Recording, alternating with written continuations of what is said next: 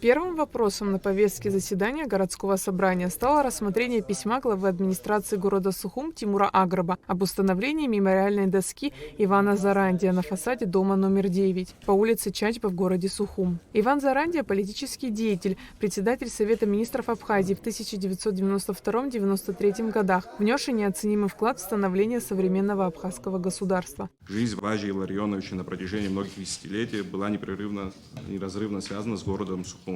С 1985 по 2025 год он проживал по адресу город Сухум, улица Чачба, дом номер 9, который стал важным символическим местом его жизненного пути. С целью сохранения исторической памяти, выражения глубокого уважения к его вкладу в становление и защиту Республики Абхазия, а также передачи памяти о нем будущим поколениям, общественная комиссия по наименованию, переименованию улиц, проспектов, проездов, парков, скверов, площадей и установления мемориальных досок в городе Сухум считает необходимым установить мемориальную доску на фасаде дома, в котором Важи Илларионович Зарандия проживал долгие годы. Вторым вопросом депутаты рассмотрели утверждение кандидатур Леонида Осия и Ланы Цаава в состав Общественной палаты Республики Абхазия от города Сухум. Леонида Дмитриевича Осия вы все хорошо знаете. Это личность в Абхазии известная. В различные годы занимал ответственные посты в администрации города Сухум.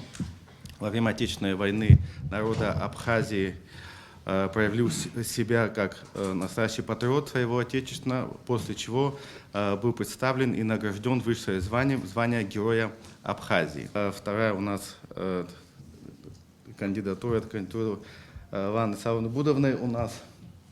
Она присутствует, это наша коллега, юрист Сухумского городского собрания. Мы все Лану Будовну хорошо знаем.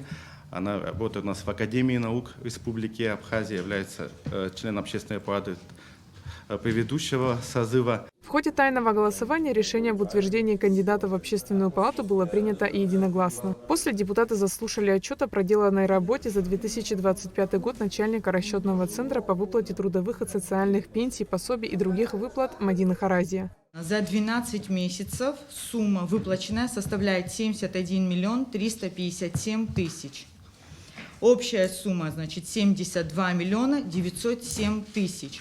Так как единовременная выплата на рождение ребенка по городу Сухум, где оба родителя прописаны в городе Сухум, составляет 1 миллион 550 тысяч. На 1 января 2026 года круглых сирот на учете 17 человек, многодетных семей 749 семей, одиноких матерей 271, инвалиды детства первой группы на учете 239 человек.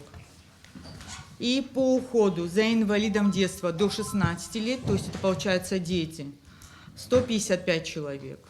Дмитрий Осия, председатель СГС, отметил, что несмотря на то, что за последние 5 лет пособия и выплаты отдельным категориям граждан были неоднократно проиндексированы, этого недостаточно. Мы хотим их, конечно, увеличивать, не на все хватает бюджет.